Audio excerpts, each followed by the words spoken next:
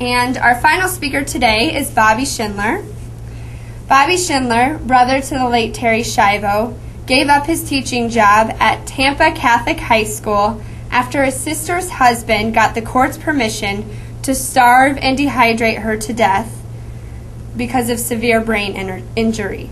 Bobby now travels internationally, telling his sister's story and the truth about euthanasia.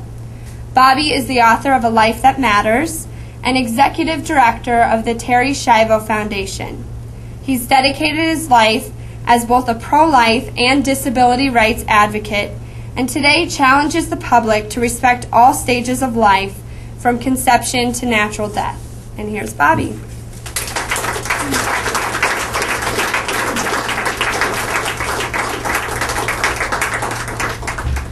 Hello, good morning. Thank you so much for inviting me to be here with you this weekend, these few short days. I see a lot of familiar faces this morning, which is nice. People that I've become friends with the last couple of years. You really know you're in good company with some of the people that you see working on Senator Brownback's campaign, and also the people that have supported Senator Brownback, the pro-life people, Father Pavone, Father Eichenhauer, I can't remember, Dr. Wilkie, I think, also. So you're in good company, and I heard something last night that really made me happy.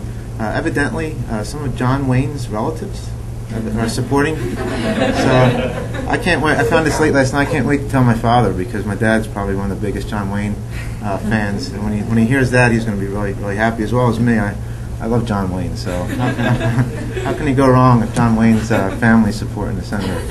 So,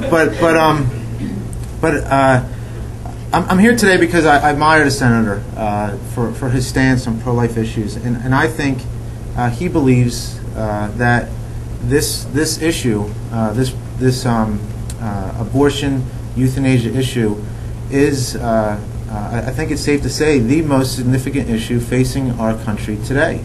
The euthanasia issue, what happened to my sister, is no doubt a byproduct of abortion that started over 30 years ago. The death movement is very aggressive. They are doing what they can to desensitize us as a nation to accept killing as something that is okay. And we saw it in my sister's case. They have very powerful allies behind them. They have Hollywood, they have the media, and they have manipulated much of us in our nation today, where we have accepted this notion that it's okay to kill, in my sister's case, based on quality of life. And I don't think a lot of people know this, but my sister's case, and that's a whole nother discussion, but my sister's case made national and international headlines. But this wasn't the first time something like this happened. I think a lot of people thought it was. But this has been happening for many, many years before my sister's case made the national and international headlines that it did. And it's the disability rights organizations that were screaming about this issue long before my sister's case made the headlines that it did, because they saw many years ago what was happening and what was going to be happening down the road, which is what is happening today, and they're very frightened with the future of where this is going.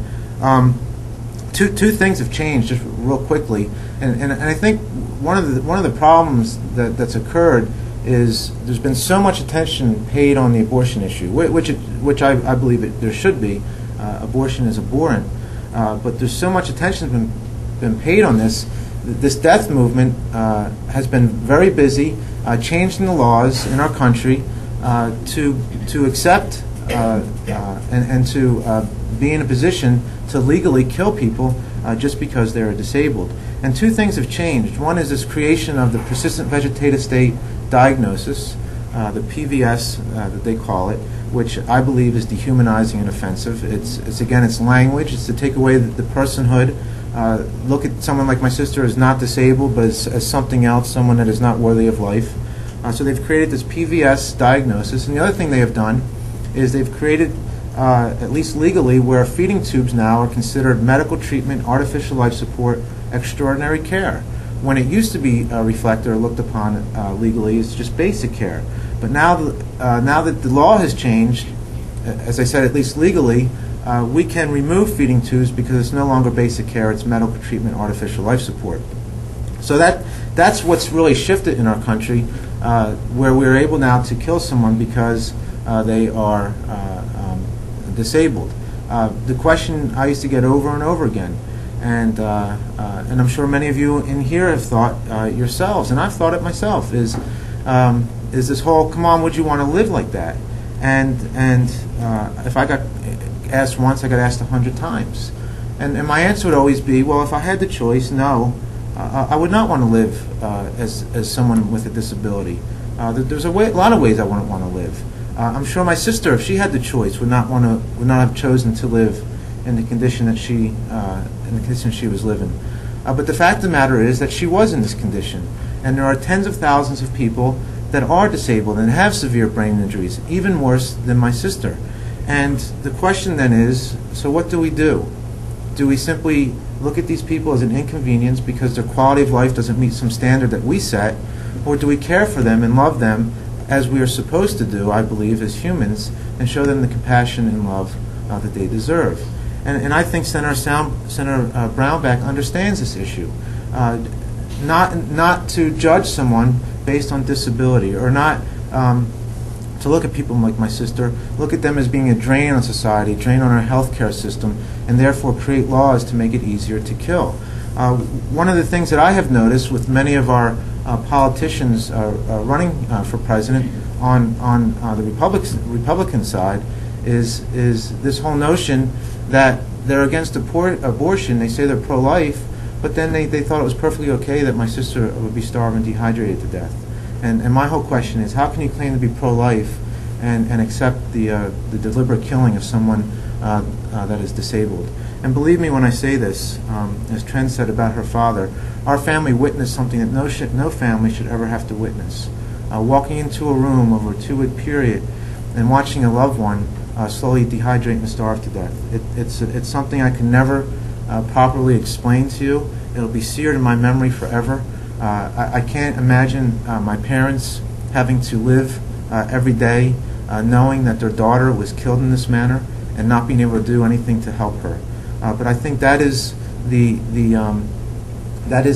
direction that our country has gone and is going, which is very frightening, and is something that I believe people like Senator Brownback is going to try and do what he can to stop this from happening. So we need a lot of education. The press has really convoluted this issue and have really done a good job on manipulating us into believing that there are certain circumstances when it's okay to kill. But in the case of my sister, who was not dying and was only receiving food and water, I believe, and many of us believe, that we are morally obligated to care for them despite their condition, despite what they can or cannot do.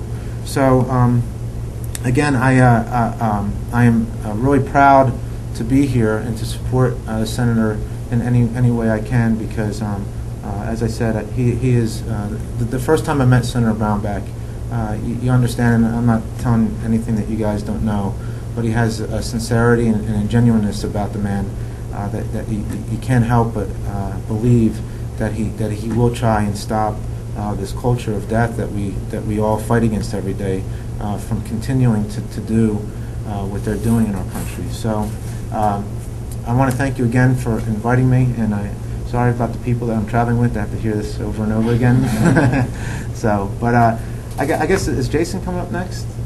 Yes. And then if you have, I guess, I don't know what their time schedule is, but if you have any questions afterwards, I'd be happy to speak to anybody afterwards. So, thank you.